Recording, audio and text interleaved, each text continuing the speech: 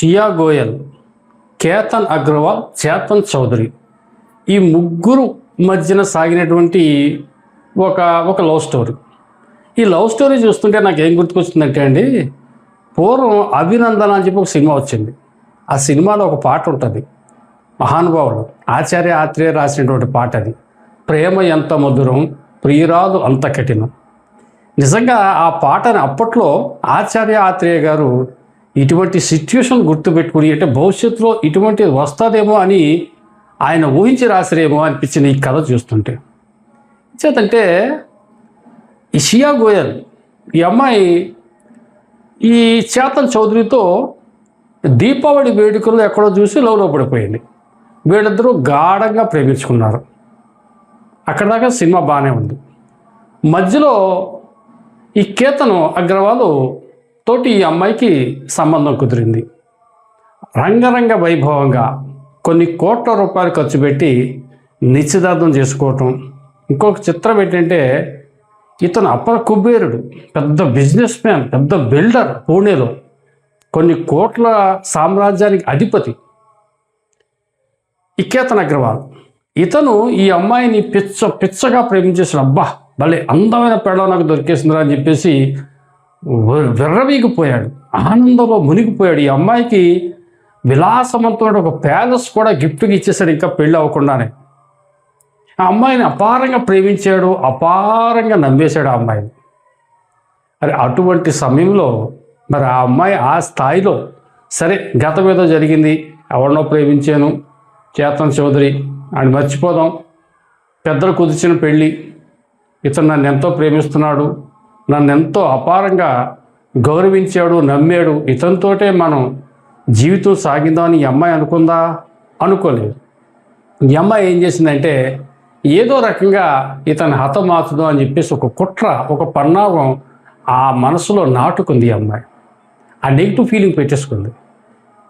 తల్లిదండ్రులు అన్నట్టు ఈ అమ్మాయి వాళ్ళతో, ఫాదర్ తోటో మదర్ తోటో, లేదంటే వీళ్ళకి సన్నిహితంగా ఉండే వాళ్ళతోటో, నేను ఎవరినో ప్రేమించాను, ఈ అబ్బాయి నేను చేసుకోనంటే వెరీ సింపుల్. కానీ అలా చేస్తే రేపొద్దున కుటుంబంలో ఈ అమ్మాయి చెడ్డ అవుతుంది, పెద్దలు చేసుకున్న పెళ్ళి, కుదిర్చిన పెళ్ళి చేసుకోనందనే బేట పడుతుంది. ఈ అబ్బాయిని తప్పించేస్తే ఏదో ప్రమాదవశాత్తు చచ్చిపోయాడని చెప్పి అందరూ అనుకుంటారు.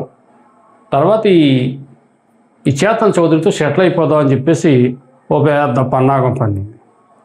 చివరికి ఏమైంది? మనందరూ చూసింది ఈ ఎపిసోడ్. ఇందులో కొత్తగా నేను చెప్పదలుచుకున్నట్టు ఏమీ లేదు. Social media, satellite channel, print media కోడే కూసేసింది. పాపం అతను చనిపోయాడు. కేతన్ అగ్రవాల్ చంపేసింది. చంపిన తర్వాత కూడా నాటకం ఆడే ప్రయత్నం చేసింది. జూన్ 18న ఓ స్కెచ్ చేసింది, అప్పుడు ఫెయిల్ అయింది. పాము ఏదో కనపడిందని చెప్పి బయటకు వచ్చేసింది. ఇప్పుడు మళ్ళీ తాజాగా తన స్కెచ్ ఫలించింది, పాపం అతను చనిపోయాడు.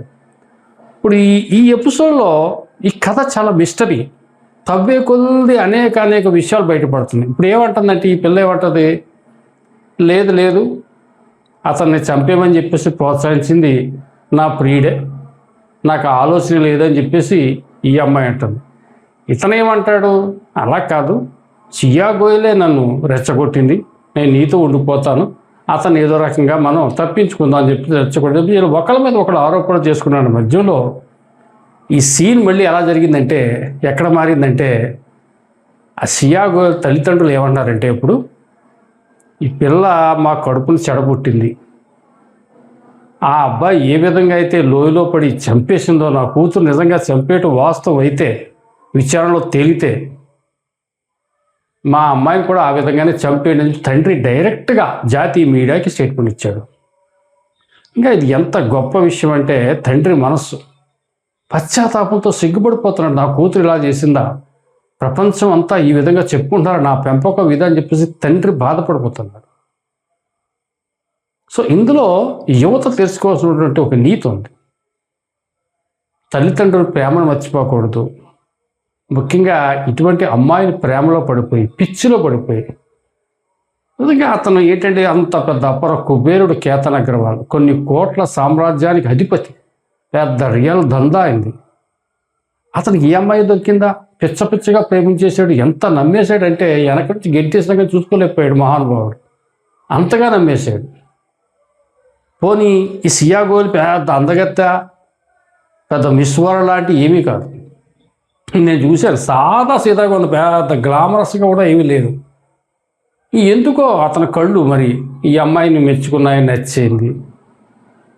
పెద్దలు కుదిర్చింది అనుకున్నాడో, మరి ఇంకోటి అనుకున్నాడో, మరి సెన్సిటివ్గా ఫీల్ అయ్యాడో, మరి ఎలా ఫీల్ అయ్యాడో, ఈ అమ్మాయిని పిచ్చిగా నమ్మేసి ప్రాణాల మీద తెచ్చుకున్నాడు. ఈ రోజున ఆ తల్లి గర్భ కోసం ఈ పక్కన హాస్పిటల్ పాలైన జైలు పాలైనటువంటి సియా గోయల్ తల్లిదండ్రుల బాధ చూసారా ఎలా జరిగిందో. ఒక్కసారి యువత ఇటువంటి గుణపాఠంగా చూసుకుని ఇటువంటి ఆ ఇష్యూస్ మీద ఒక్కసారి ఆలోచన చేస్తే బాగుంటుంది. Thank you.